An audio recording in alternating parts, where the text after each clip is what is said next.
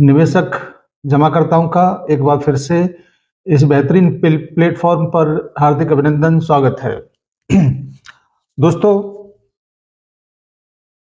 आपके संघर्ष और आपके जज्बे को सैल्यूट है, क्योंकि अंततः कुछ लोग हार मानने लगे हैं।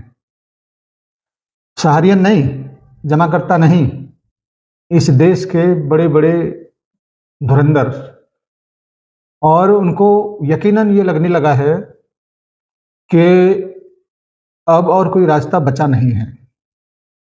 क्यों? क्योंकि तब से 2014 से लेके अब तक या 2012 से लेके अब तक सहारनीय परिवार कंटेम्प्ट को फेस कर रहा है, और एक ही झुंझुना उनके पास है, 24,000 करोड़। 24,000 करोड़ जमा कराओ, उसके बाद हम कोई बात सुनेंगे।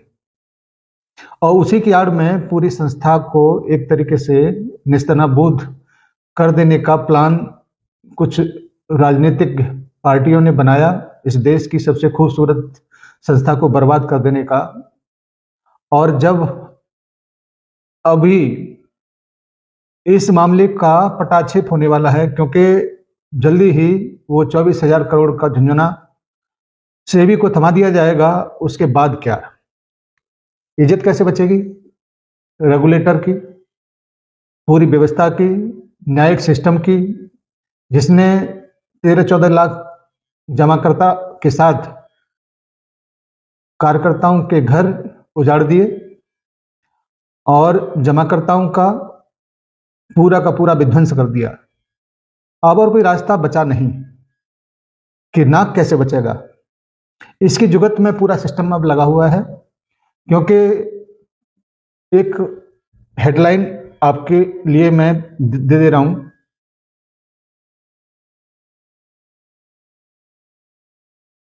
क्या है इसमें? इसमें है कि मध्यस्थता का झुंझुना अब बजाया जाएगा। सहारियन के लिए, जमाकर्ताओं के लिए तो अच्छा है कि कहीं ना कहीं से समाधान निकले, लेकिन एक प्रश्न छूट जाता है पीछे कि जो मध्यस्थता का राग अब अलापने लगे हैं व्यवस्था में बैठे हुए लोग, 14 साल से क्या कर रहे थे? 14 साल से क्या आज जो विचार है उस विचार को नहीं लाया जा सकता था, लेकिन उद्देश्य ये नहीं था कि सहारा के साथ में मध्यस्थता की जाए। उद्देश्य था सहारा का मुंडा, जैसे कि साराश्री कहते थे, उनको जमाकर्ताओं से कोई लेना देना नहीं, उनको तो सहारा का मुंडा चाहिए। और यकीनन सेबी ने सहारा के मुंडा को ले ही लिया। उसके जाने के बाद अब उनको ये तय है, क्योंकि शीर्ष प्रबंधन की मैराथन कार्रवाई इस निष्कर्ष पर पहुंचने वाला है कि अब जिसने इस लड़ाई को छेड़ा था आज वो नहीं है, मगर उसी के लिए हम अपना सर्वस्व निछावर करने के लिए भी तैयार हैं। लेकिन इस विवाद को खत्म करके अपने जमाकर्ताओं को, अपने कार्यकर्ताओं को एक बेहतर मुकाम पर पहुंचाने का काम जरूर करेंगे, क्योंकि जो कलंक साराश्री जी के माथे पर लगा है भुगतान न होने का, उस कलंक को धोने के लिए संस्था कुछ भी कर गुजरने को तैयार होगी। मध्यस्थता सहारा और सेबी के विवाद को निपटाने का उद्देश्य हो सकता है, लेकिन उससे बड़ा उद्देश्य है नाक बचाने का। किसका? रेगुलेटर का। क्योंकि आने वाले समय में 24,000 करोड़ जमा करने के बाद गाज गिरना है सेबी के ऊपर कि 14 साल में सत्यापन का क्या हुआ। क्या वो कंटेम्प्ट नहीं? क्या वो कंटेम्प्ट सेबी के ऊपर लागू नहीं होता है जो सहारा के ऊपर लागू हुआ? अगर सहारा के जमाकर्ता फर्जी नहीं थे तो इसकी आड़ में इतने बड़े अमाउंट को लेने का आपका क्या इरादा था? इसका जवाब कौन देगा? इन्हीं सारे सवालों के जवाब को न दिया जाए, उससे पहले मध्यस्थता की ढाल बनाकर पूरे विवाद को कोर्ट के बाहर निपटा कर वहां पर अपनी रजामंदी दिया जाए कि भाई हम दोनों अब सहमत हैं, अब इस विवाद को यहीं पे समाप्त किया जाए। क्या समाप्त हो सकता है?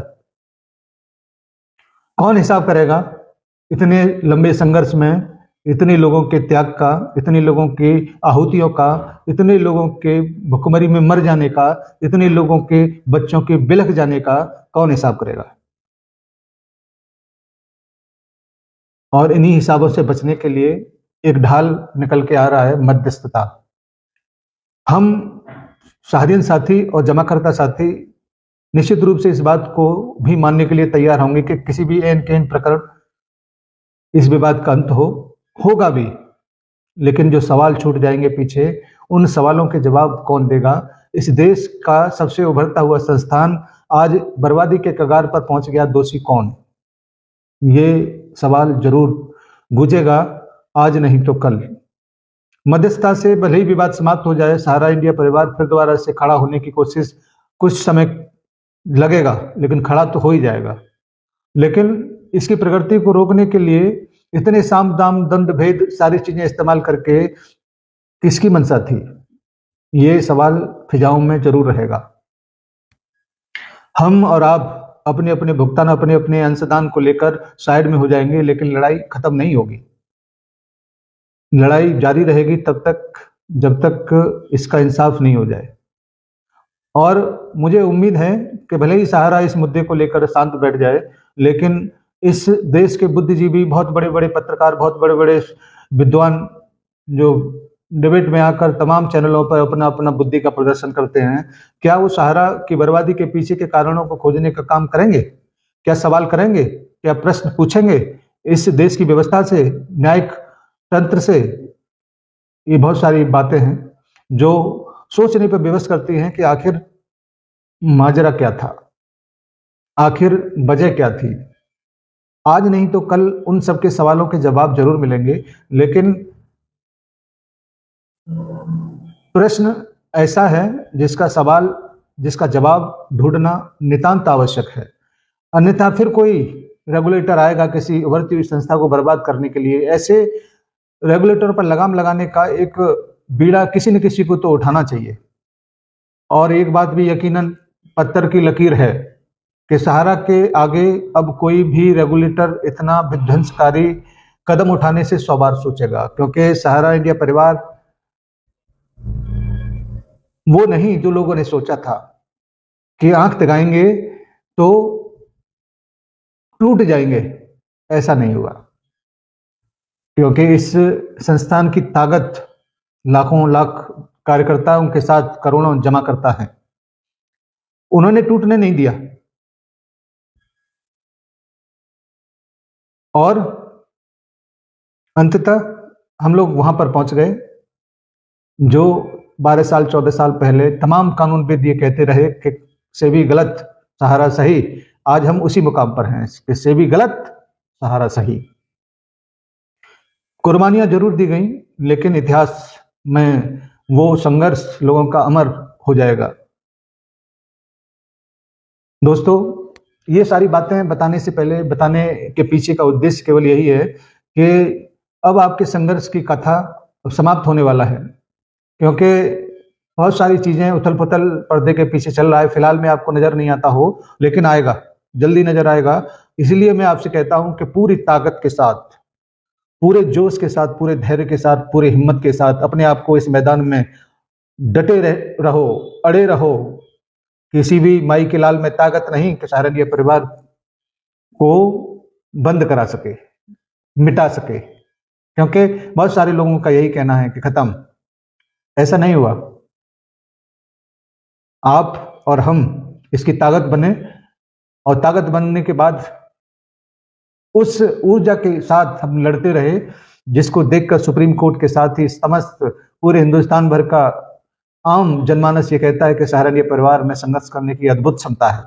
इसके कार्यकर्ता अद्भुत हैं, जमाकर्ताओं में धैर्य की पराकाष्ठा है। सबके दुख दर्द दूर होंगे जल्दी ही। हम बराबर निरंतर सारी गतिविधियों पर नजर बनाए हुए हैं। चलिए आज की इस वीडियो को यहीं समाप्त करते हैं। आपके सहयोग के लिए बहुत बहुत आभार। सभी साथियों को सादर सारा प्रणाम। आप बहुत सारी कमेंट में सारा प्रणाम लिखते हैं, मैं जवाब नहीं दे पाता हूँ, मेरे पास समय बहुत कम होता है, इसीलिए अपने साथियों को एक बार फिर से सारा प्रणाम।